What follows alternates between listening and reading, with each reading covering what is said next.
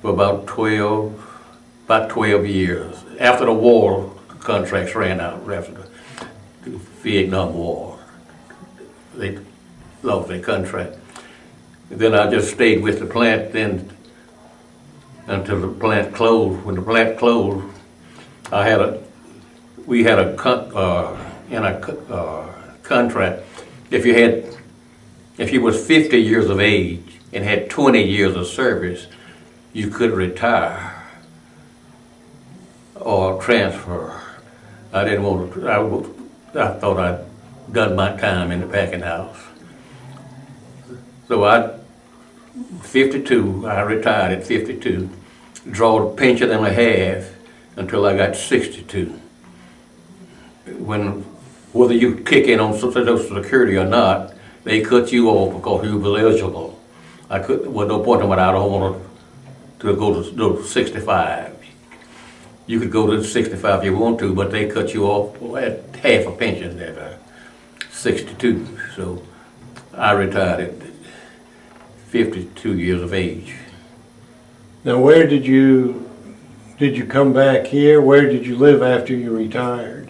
I stayed in Nebraska about 12 years after I retired. I've been back here 22 years. And when I came back here, I bought me a place down here at Lake of the Pine. I lived on the Lake of the Pine for a while. But my mother was in a nursing home here in Sulphur Springs. And I'd run up here maybe twice a week or something. And she wanted me to, just come out and see her every day. And she found, I had never stayed at that house by myself. I let her talk with me in notion of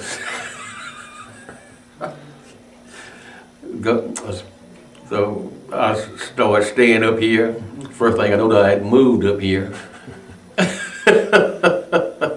But when I left Omaha, I bought me a boat and everything. I was just going to spend the rest of my days on the lake.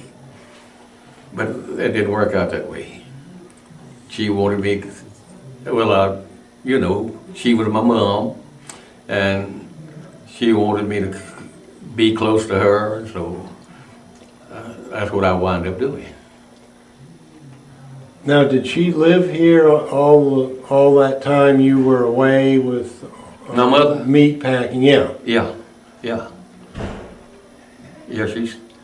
She lived right here. Lived right where I'm living now. She lived here by herself for years. All the kids, we was from California to New York.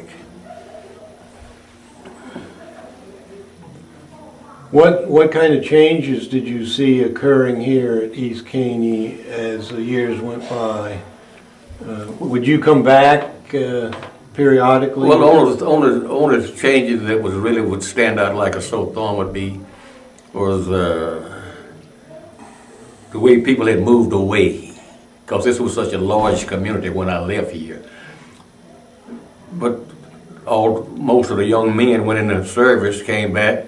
They came back and left again, and the young lady, they left, so the community just drilled down.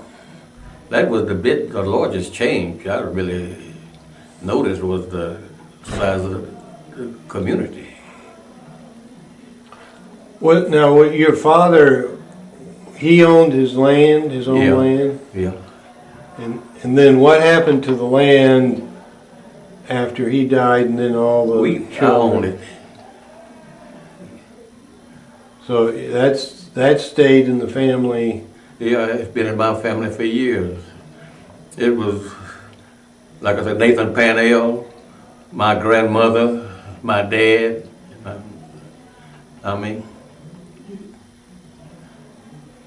And then you came back to the East Caney Baptist Church. There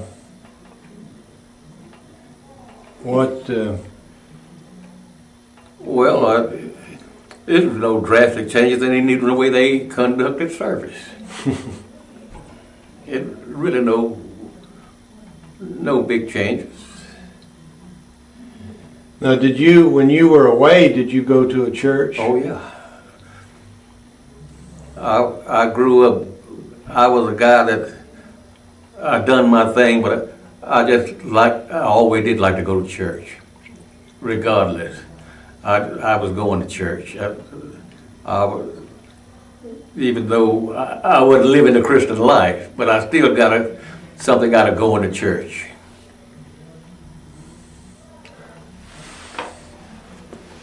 Tell me something about the family home when you were a child. What was it like? Can you describe it physically for me? The number of rooms, what it looked like, the family home that. Well, like it was at home. Yeah, at home, in the original house when you were growing up. Well, it was a house. My mother was I'll say was a good mother.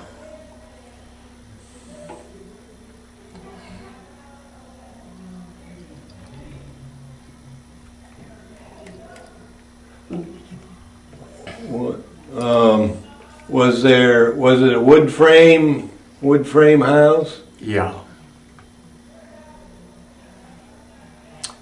When I was born, it was a 3-room house. In 1936, I think it was, I know it was, Texas gave their World War I veterans a pension. My dad added 3 rooms to that house and bought 40 acres of land.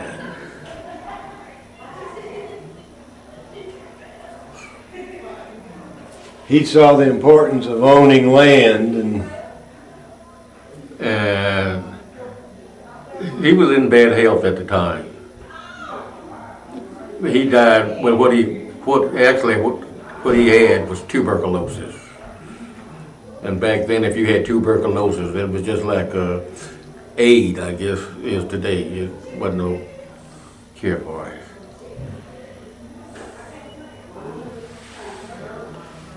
I bet that was a shock, though, when he passed away and was so young. Yeah, but my dad talked to us like he let us know what was going down. He knew he was dying. He called us all in one at a time. He told us what he expected.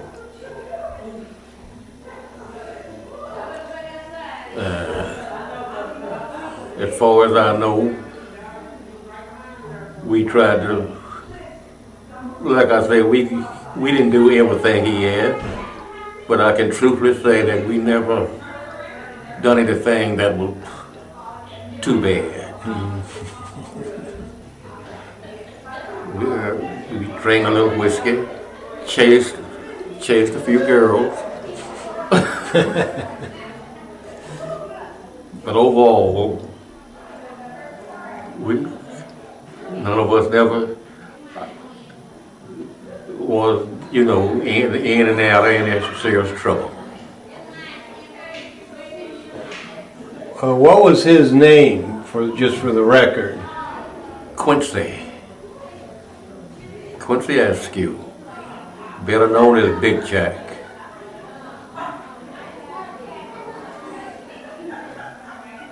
And your mother's name? Esther.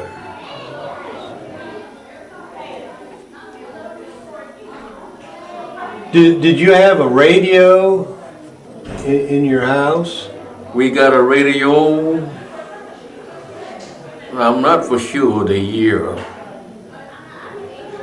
but yes, when radios first came out, we got a radio.